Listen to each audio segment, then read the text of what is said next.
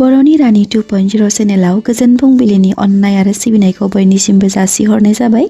दिनै 3 फेब्रुआरि 2026 मंगलबार बाराय। नोंथांमोना बे भिडिअनि गेजेरजों मिथिनो हागोन दि नोंथांमोननि दिनैनि सानसेयारि फान्जामुथिया बोरै बारलांगोन बेनि सोमोन्दै। बेनिखायनो नोंथांमोनखौ बयखौबो भिडिअनि जोबनायसिम नायजोबलांनो थाखाय खावलायहरनाय जाबाय। फै दानिया मिथिना लादोनि मोन 12 राशिफोरा दिनैनि सानाव बोरै बारलांगोन बेनि सोमोन्दै।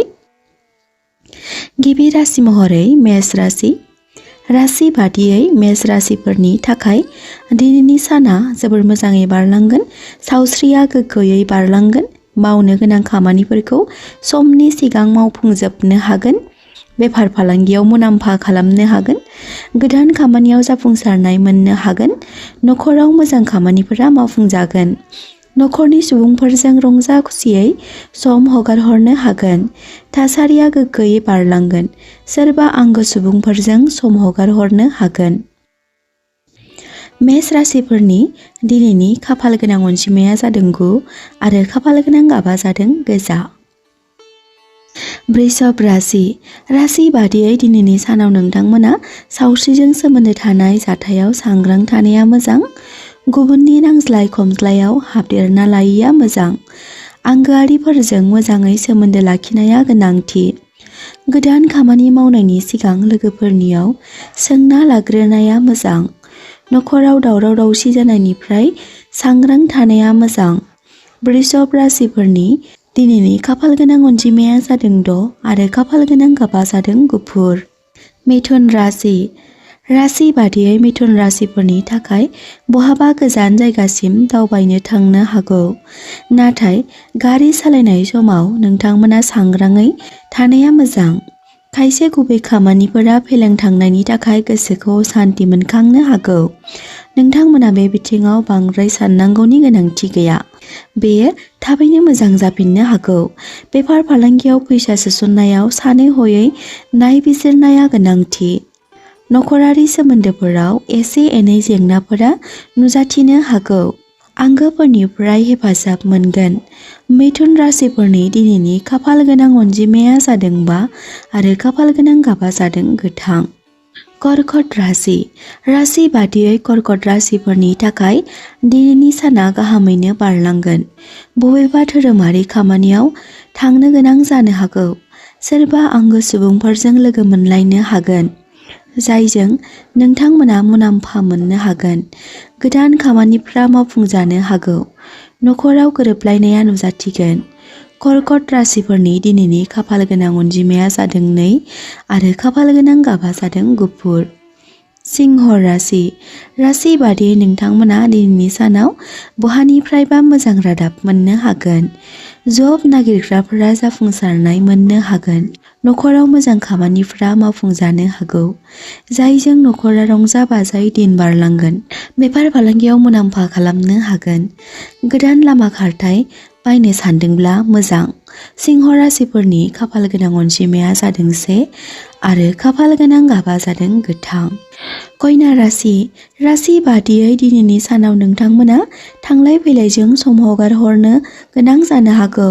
सावस्रि बिथिङाव एसे एनै जेंना नुजाथिनो हागौ।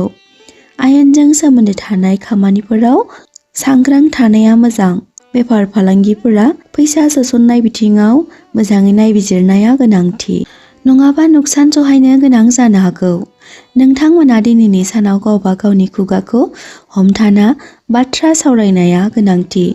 कन्या राशिफोरनि दिनैनि खाफाल गोनां अनजिमाया जादों 5 आरो खाफाल गोनां गाबा जादों गोथां। तुला राशि।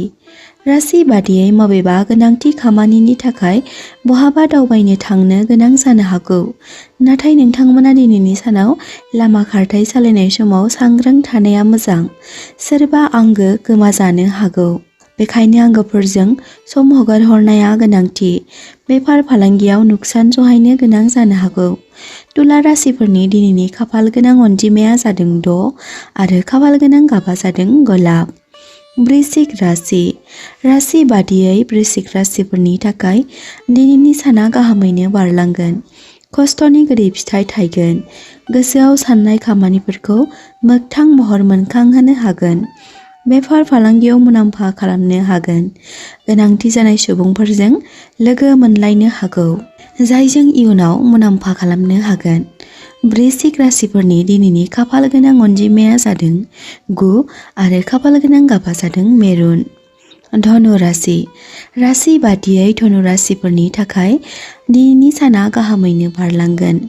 गोदान लामा खारथाय बायनो सानदोंब्ला बेयो मोजां। गोदान खामानि मावनो सानदोंब्ला बेयो मोगथां महर मोननो हागोन।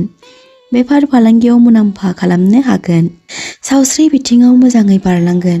धनु राशिफोरनि दिनैनि खाफाल गोनां अनजिमाया जादों 3 आरो खाफाल गोनां गाबा जादों गोमो। मकर राशि। राशि बादियै मकर राशिफोरनि थाखाय सावस्रि बिथिङाव जेंना नुजाथिनो हागौ। बेफार फालांगियाव मोजाङै नायबिजिरनाया गोनांथि। गुबुननि फैसा दाहार लानायनिफ्राय गोजानाव थानाया मोजां। नखराव धोन सम्पथिखौ लानानै एना एनि सोमजिखांनो हागौ।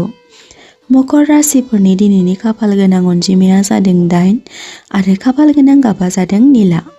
कुम्भ राशि। राशि बादियै नोंथांमोना दिनैनि सानाव जेंना सोमजिखांनाय नुनो मोननो हागौ। बेफार फालांगिनि थाखाय साननाया बांनो हागौ। गोजाम खामानिफोराव जेंना सोमजिखांनो हागौ। जायखिजाया बिथिङाव फैसा सोसननायनिफ्राय सांग्रां थानाया मोजां। सावस्रि फारसे एसे एनै जेंना नुजाथिनो हागौ। कुम्भ राशिफोरनि दिनैनि खाफाल गोनां अनजिमाया जादों 4 आरो खाफाल गोनां गाबा जादों निला। मीन राशि। राशि बादियै मीन राशिफोरनि थाखाय दिनै जोबोर मोजाङै बारलांगोन। बेफार फालांगियाव मुलाम्फा खालामनो हागोन, जायजों नोंथांमोननि गोसोआव रंजाखांनाय नुजाथिगोन। सावस्रि बिथिङाव गाहामै बारलांगोन। नखरारिफोरजों बहाबा बेरायनो थांनो हागौ। मोजां मोनलायनायफोरनि थाखाय दिनैनि साना मोजाङैनो बारलांगोन।